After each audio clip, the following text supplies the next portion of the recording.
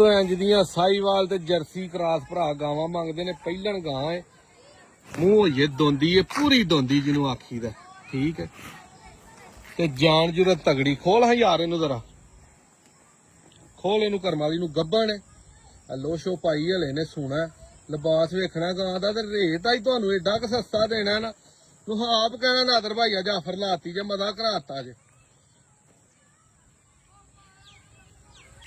दन भरावां फौरी करनी है। गब्बन गब्बन दा रेट जे सू के फिर को भरा आखे नादर भाई 20-30 हज़ार तो वधाता फिर गिला ना करे जे।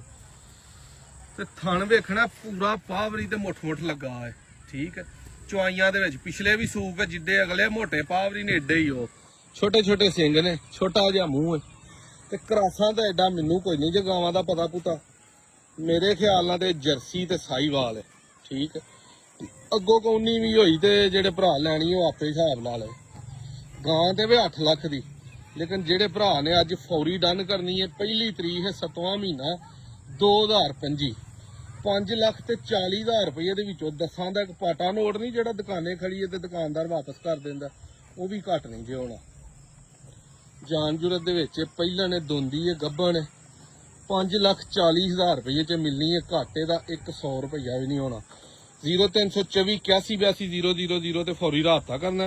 पीरो चक पिंड है अपना, तहसील डस्का ते जिला सियालकोट।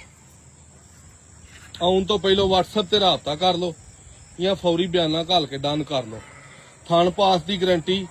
दुध दे गली बाती ते हुण 20 कह लीए, 15 कह लीए, लेकिन सूक ही असल पता लगना कि इन्हें 10 देना, 15 देना कि 20 देना। ये आपे ही अंदाजा कर लियो, थणा तो हिसाब ला लियो।